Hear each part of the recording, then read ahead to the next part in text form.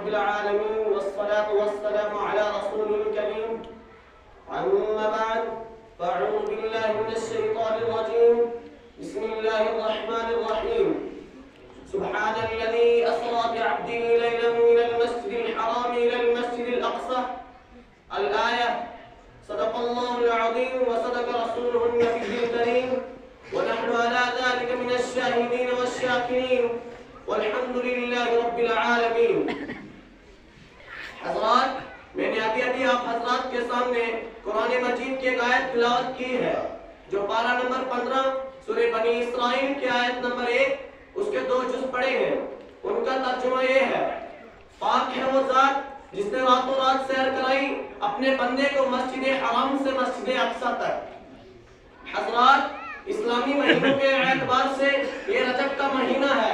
اس ماہ کی 27ویں شب کو سرکار دو عالم صلی اللہ علیہ وسلم کو عرش پر آنے کی دعوت دی. آپ صلی اللہ علیہ وسلم کو معراج جسمانی انعام سے نوازا. معراج کے لغوی معنی انتہائی عروج کے ہیں. دنیا میں جتنے بھی انبیاء کرام تشریف لائے ان کی شان اور مرتبے کے مطابق معراج نصیب ہوئی. حضرت ابراہیم علیہ السلام کو معراج آتش نمرود میں ہوئی. یوسف علیہ السلام کو معراج کنویں میں ہوئی. یونس علیہ السلام کو معراج مچھلی کے پیٹ میں ہوئی. سلیمان علیہ السلام کو معراج ہوائی تخت پر ہوئی. موسیٰ علیہ السلام کو معراج کہتور پر ہوئی. سرکار دو عالم صلی اللہ علیہ وسلم وہ نبی ہے جن کو معراج عرش عظیم پر ہوئی.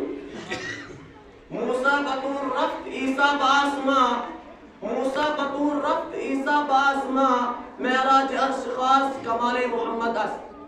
حضرات، ایک شخص سرکار دو عالم صلی اللہ علیہ وسلم ام ہانی کے گھر بستر پر استراحت فرما رہے تھے.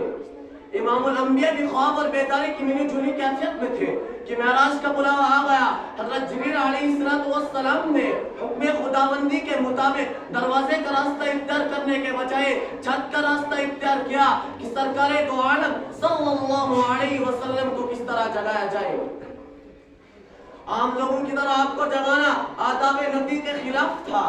ادب احترام کا تقاضا یہ تھا کہ آقا نامدار کو ان کی شان کے مطابق جگانا چاہے. حضرت جبریل نے ادب کے تمام پہلو کو ملحوظ رکھتے ہوئے اپنے پر رسالت ماک صلی اللہ علیہ وسلم کے قدموں پر بچھا دیے.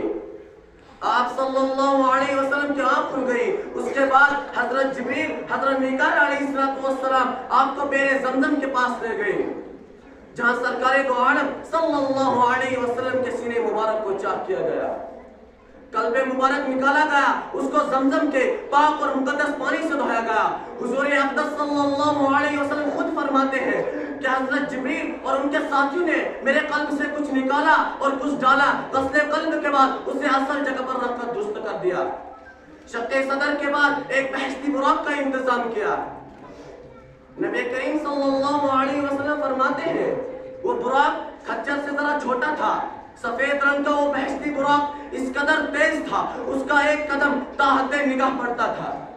نبی کریم صلی اللہ علیہ وسلم جب اس پر سوار ہونے لگے تو وہ شوخی کرنے لگے. حضرت جبریل علیہ السلام براق سے مخاطب ہو کر فرمایا: اے خوش نصیب براق، تجھے معلوم ہے تجھ پہ سوار ہونے والے فخر دو عالم سرکار کائنات امام الانبیاء سوار ہونے والے ہیں. یہ سن کر براق شرم سے پانی پانی ہو گئے. نبی کریم صلی اللہ علیہ وسلم اپنی سواری پر تشریف لے گئے. حضرت میکائیل علیہ السلام بھی آپ کے ساتھ تھے. ملائکہ کے کثیر تعداد جلوے میں پہنچے جہاں جبریل امین نے رہنمائی کے فرائض انجام دیے. ایک روایت میں آتا ہے کہ حضرت جبریل علیہ السلام نبی کریم صلی اللہ علیہ وسلم کے پیچھے سوار ہوئے. حضرات، معراج کی پہلی منزل مسجد اقصی تھی. نبی کریم صلی اللہ علیہ وسلم فرماتے ہیں کہ معراج کی پہلی منزل مسجد اقصی تھی. وہاں پہنچے تو جبریل امین نے ایک پتھر میں اپنی انگلی سے سوراخ کیا، پھر اس کے ساتھ براق باندھا. ایک روایت میں آتا ہے کہ نبی کریم صلی اللہ علیہ وسلم کی سواری وہیں کھڑی گئی جہاں باقی انبیاء کی سواری پہلے سے موجود تھی. آپ مسجد اقصی میں داخل ہوئے.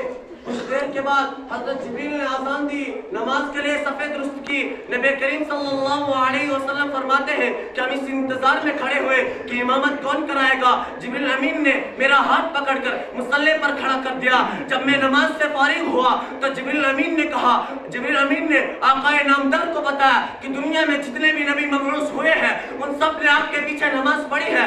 ایک روایت میں بھی ہے کہ آپ کی امامت میں ہونے والی نماز میں نہ صرف انبیاء شریک ہوئے بلکہ آپ کی آمد پر آسمان سے فرشتے اتر آئے جنہوں نے آپ کی افتتاح میں نماز ادا کی۔ ایک روایت میں ہے کہ نماز کے اختتام پر ملائکہ عرش نے جبریل امین کو پوچھا کہ آپ کے ہمراہ کون ہے؟ تو جبریل امین نے کہا کہ یہ محمد صلی اللہ علیہ وسلم خاتم النبیین ہے۔ سب سے پہلے حضرت آدم علیہ السلام نے خدا تعالیٰ کی حمد و ثنا بیان کرتے فرمایا، حمد ہے اس ذات کی جس نے مجھے اپنے دست مبارک سے پیدا فرمایا۔ قرآن مجید گواہی دیتا ہے کہ نبی کریم صلی اللہ علیہ وسلم خدا تعالیٰ کے ساتھ مسجد کریم صلی اللہ علیہ وسلم اسی برابر پر آسمان کی طرف تشریف لے گئے جس پر مسجد حرام سے مسجد اقصی تشریف لے گئے تھے۔ نبی کریم صلی اللہ علیہ وسلم جب پہلے آسمان پر پہنچے تو حضرت آدم علیہ السلام سے ملاقات ہوئی، دوسرے آسمان پر حضرت عیسیٰ علیہ السلام سے ملاقات ہوئی۔